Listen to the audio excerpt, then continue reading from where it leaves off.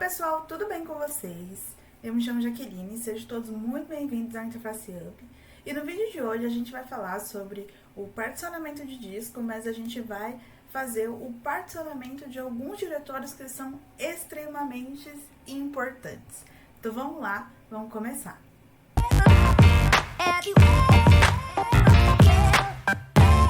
Pessoal, só um recadinho bem importante, não se esqueça de curtir o vídeo, de fazer o compartilhamento. Se você tem alguma dúvida, deixa aqui nos comentários e também se inscreva no canal. Estamos crescendo e venha fazer parte dessa comunidade. Também me siga em todas as redes sociais, é tudo @interfaceup. Vou deixar todas as informações aqui na descrição para que vocês possam conferir. Agora sim, vamos lá.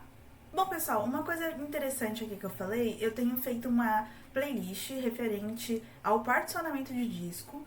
Vou deixar tudo aqui na descrição para que vocês possam conferir. Mas, além da gente fazer o particionamento de disco depois, com o F-Disk ou com Gparted, enfim, eu já deixei todas essas informações aqui para vocês. A gente também pode fazer esse particionamento quando a gente está fazendo a instalação do nosso sistema operacional.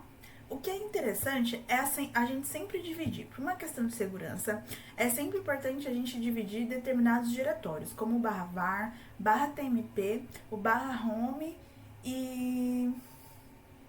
se eu não me engano, são esses três. Acho que deve ter mais um, mas eu não me lembro. Mas a gente tem que sempre dividir esses diretórios e eles têm que ficar em partições separadas, ou seja, eles têm que ficar ali não juntamente com o seu barra, né? Pra gente, por exemplo, se tiver alguma invasão no seu sistema operacional, lá no seu barra, por exemplo, no barra TMP, algo do tipo, que são diretórios que ficam sempre ativos, aí que você consegue fazer transferência de dados via SCP, por exemplo, ele não vai invadir outros diretórios que são importantes, como por exemplo o /var e também o /var/log. É onde você vai deixar todas as suas informações ali do que aconteceu dentro do seu sistema operacional, né? Que são os eventos, ou seja, os logs. Então a gente tem sempre que fazer essa separação. Para a gente fazer isso, você pode fazer pelo F-Disk, né, depois, só tem que tomar cuidado, né, para você não formatar todo o seu disco. Você pode fazer pelo Gparted também. Eu mostrei como que você pode fazer esses particionamentos de discos, então depende ali do que você deseja fazer, mas hoje a gente vai ver exatamente sobre essa questão de fazer na inicialização. Então, para isso, a gente vai fazer o seguinte. Deixa eu abrir aqui a minha máquina virtual. A gente vai criar uma nova VM aqui. A gente vai utilizar a distro Debian mesmo. Então, vou chamar ela de particionamento de disco. Então, vai ser um Debian 64 bits. Vou colocar aqui uma memória um pouco maior. Vamos selecionar aqui, criar um novo disco rígido virtual agora. VDI, dinamicamente alocado. Posso deixar 8 GB mesmo, mas vou aumentar aqui um pouquinho, só para mostrar para vocês como que fica essa diferença. Deixar aqui 20 GB, né? 20, quase 21. Bom, vou vir aqui em configurações, rede, vou colocar em modo bridge para ter acesso à internet, tá bom? E vamos iniciar ela aqui. Então, deixa ela abrir aqui para mim. Ela pede para selecionar, então, a distro que a gente vai utilizar. Aqui no meu caso já tá certinho, é o Debian 12.6, então vou clicar em iniciar. E vou abrir ela aqui pra gente. Então, a gente vai escolher o modo de instalação sem interface gráfica. Eu já mostrei para vocês como fazer a instalação do Debian com interface gráfica e sem interface gráfica. Então, se você tem alguma dúvida referente a isso, eu vou deixar os links aqui na descrição para que você possa conferir. Eu vou passar aqui bem rapidinho para a gente chegar lá na parte de particionamento e eu mostrar para vocês como que a gente pode fazer isso, tá bom? Mas se você quer um vídeo mais detalhado, eu vou deixar aqui na descrição para que você possa conferir. Vamos escolher aqui o idioma português do Brasil, localidade Brasil, o teclado português brasileiro, tá?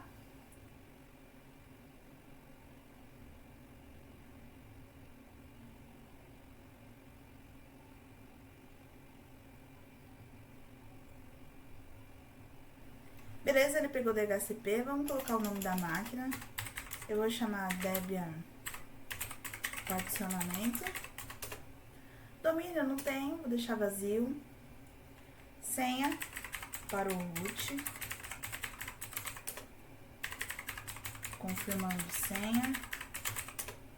Nome do usuário.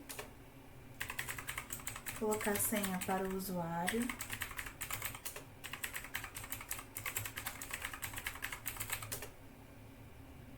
Localidade São Paulo.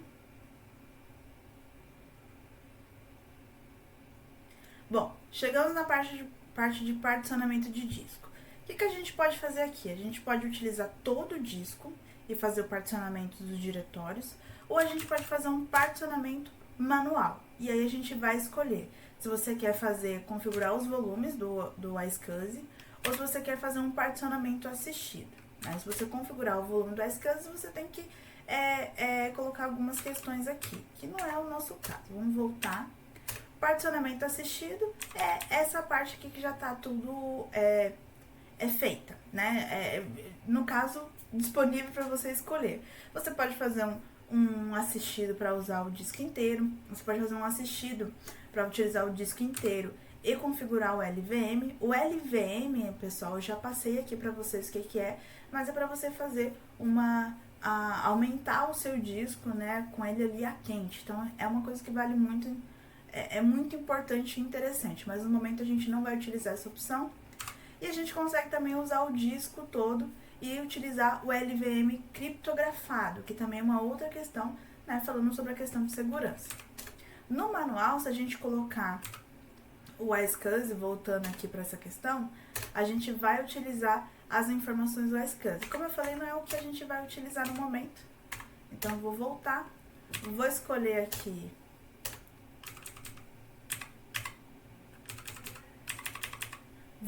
aqui o particionamento assistido. Vamos colocar para utilizar o disco inteiro. Vai ser todo aquele valor que eu coloquei lá pra gente, que deu no total de 22,3 GB. E aqui vem o pulo do gato.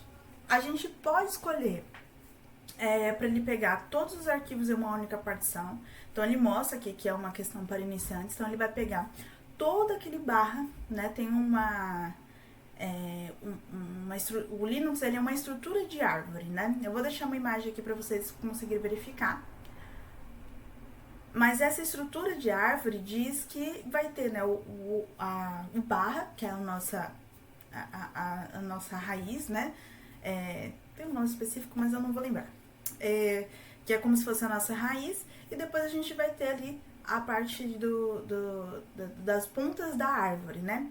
E aí a gente vai ter o barra var, barra tmp, barra etc, barra home, enfim, a gente sempre vai ter esses subdiretórios que vão estar ali no nosso barra, né, que é o nosso diretório principal. Por isso que ele é chamado de uma estrutura em árvore. E aí o que acontece? A gente pode utilizar isso, mas não é o recomendado, não é uma questão de segurança.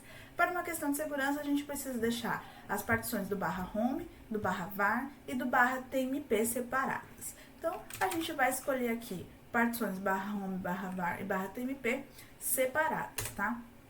A gente poderia também, se eu quiser voltar,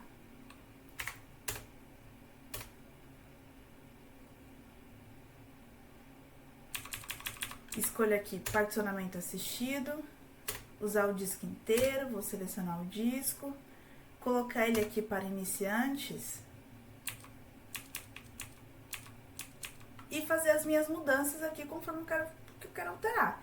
Então, eu posso fazer, né, novamente, particionamento assistido, fazer um RAID via software, configurar o gerenciamento de volumes lógicos, né, que seria o nosso LVM, criar esse volume criptografado, configurar os volumes do iSCSI, né, novamente, que a gente volta para aquela mesma opção. A gente pode, por exemplo, alterar o tamanho da swap, né? Você quer uma swap maior, menor, então depende, você consegue excluir essa partição da swap também, o que não é recomendado. Você também pode fazer a separação, né? Escolhendo aqui, né? Então, por exemplo, ele mostra aqui que o ponto de montagem é o barra, né, que foi o que eu comentei com vocês, mas a gente poderia fazer essa separação. Mas no caso aqui, deixa eu voltar. Vamos fazer as mudanças. Vamos colocar aqui no particionamento assistido, usar disco inteiro.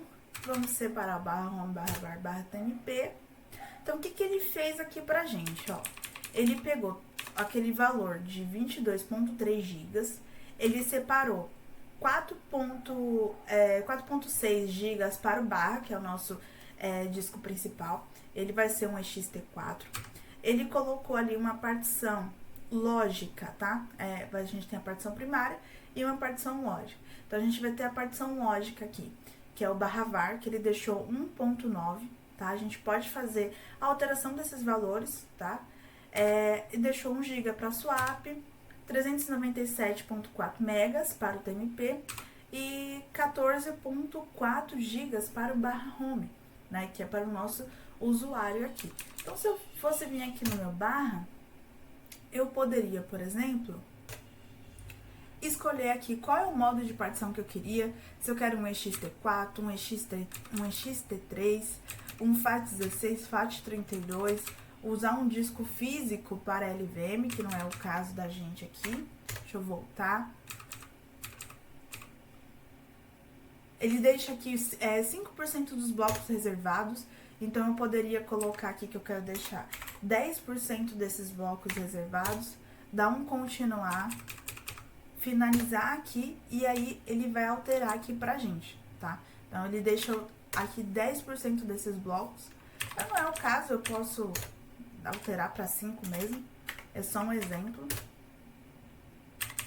Aqui no ponto de montagem eu posso escolher, olha, eu quero utilizar o barra var, o barra boot, o barra home. É interessante a gente separar o barra boot também, o barra USR, enfim. A gente consegue fazer algumas separações, tá? Eu consigo informar manualmente o que eu quero. Eu vou finalizar aqui. Aqui, quando eu seleciono o disco, eu consigo fazer o particionamento, né? Então, eu consigo criar uma nova tabela de partição nesse dispositivo, tá? Então, eu posso criar, ele mostra aqui que tem um espaço livre, e aí eu posso fazer o que eu achar interessante, né? Então, eu posso particionar ou automaticamente o espaço livre, ou eu posso pegar ali e fazer as separações na minha cabeça. Como não é o caso, vamos voltar aqui, vamos escolher novamente o particionamento. Vamos utilizar o disco inteiro, deixar no barra home direitinho, do jeito que eu quero. E ficou exatamente dessa questão que eu tô apresentando pra vocês. Vamos finalizar. Ele vai mostrar aqui pra gente que ficou separado tudo que eu deixei como ext4. Ele vai deixar tudo no iSCSI 2 ali, né, como ele deixou. Vai ser tudo o SDA, nosso disco principal. Então, tá tudo certinho, tudo configurado. Vou escrever essas mudanças no disco. E ele vai, então, fazer a instalação do sistema operacional, né, do sistema básico ali do sistema operacional, dentro dessas separações, né, dentro desses particionamentos de discos que nós fizemos. A gente não vai ler nenhuma mídia aqui adicional, então vamos escolher a opção não. Localidade Brasil, vamos utilizar o ftp.br aqui, não tem nenhum proxy, vamos deixar ele configurar aqui o apt.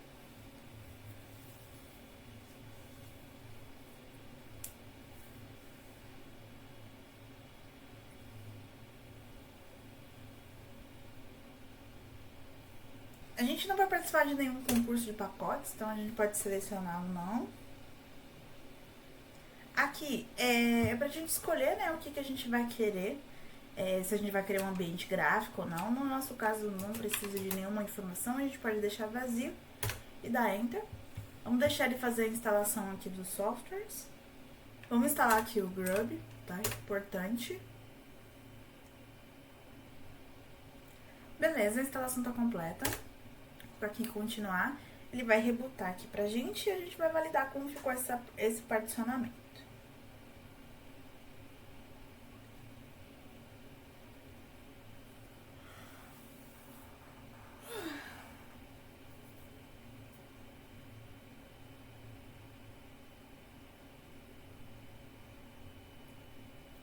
Beleza, estamos com ele ele acessado aqui. Deixa eu só fechar essa flag. Vamos acessar aqui direto como root. Beleza, vamos dar aqui um df-h e a gente vai entender o que ele fez aqui, né? Ele criou lá um disco SDA1, ou seja, ele fez o particionamento, deixou 33% ali, 33% de uso, né, no barra, que é ali o 2,7 GB que estão disponíveis, né, e 1,3 GB que está sendo utilizado. Mas o tamanho total é 4,2, é o que a gente viu lá. Ele deixou aqui 1%, né, que está sendo utilizado do barra home, 1% também que está sendo utilizado do barra TMP e 17% que está sendo utilizado do barra var, tá? Então, ele deixou tudo separado aqui. Se a gente der um fdisk-l, a gente consegue verificar o que ele fez aqui, né? Então, ele tem aqui um único disco SDA de 20,76 GB, que é o valor que a gente colocou, que é o disco inteiro, tá?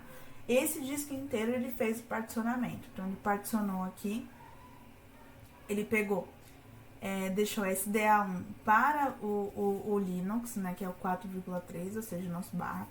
Depois o SDA2 ele fez uma partição estendida, né, com 16,5 GB. Depois ele colocou aqui o SDA5 com 1.7, então a gente pode validar ali como que ele se deixou separado, tá? Depois ele pegou uma outra partição, né, fez um outro particionamento, SDA6, deixou 976 megas, ou seja, 1 GB, né, 1 GB só para swap, que ele mostra aqui pra gente. Depois ele fez uma partição 7 com outro valor, né, de 379 megas. E depois ele fez um outro particionamento SDA8 com 13,4 GB, né, que é basicamente ali o que ele deixou, se eu não me engano, esse foi pro barra var, né. Então, vocês podem me perguntar, beleza, mas por que ele fez assim, ele não seguiu SDA1, 2, 3, 4? Esse é um dos menores problemas, tá? Mas ele poderia ter seguido essa ordem. Se a gente der um LSBLK, isso, LSBLK, ele mostra aqui pra gente exatamente como que ele deixou. SDA é o disco completo, SDA1 é o barra var, o SDA2 ele deixou aqui o vazio, SDA5 é o barra var, então SDA5 é 1.7 GB. E SDA6 é a swap, SDA7 é o TMP e o SDA8 é o barra home, que deixou com 13.4. Então, esse barra home aqui que a gente tem do fdisk-l é referente ao nosso barra home. Então, agora a gente tem tudo separado, que vale uma outra questão aqui também, a gente fazer a criptografia desses discos, né? Desse disco, a gente deixar esse disco rígido criptografado, mas aí é uma outra questão que a gente vai falar aos poucos. Mas, pessoal, espero que vocês tenham gostado do vídeo de hoje, espero que vocês tenham compreendido. E em caso de dúvidas, deixa aqui nos comentários, tá bom? Me siga nas redes sociais, me siga no Instagram, TikTok, também no LinkedIn. Vou deixar todos os links aqui na descrição para que você possa conferir. Não se esqueça de curtir o vídeo, de fazer o compartilhamento e de se inscrever aqui no canal, tá bom? A gente está crescendo, então venha fazer parte dessa comunidade. Espero que vocês tenham gostado do vídeo de hoje, espero que vocês tenham compreendido. E em caso de dúvidas, vocês podem deixar os comentários ou também me chamar diretamente lá no Instagram. É isso, pessoal. Até o nosso próximo vídeo. Um beijo!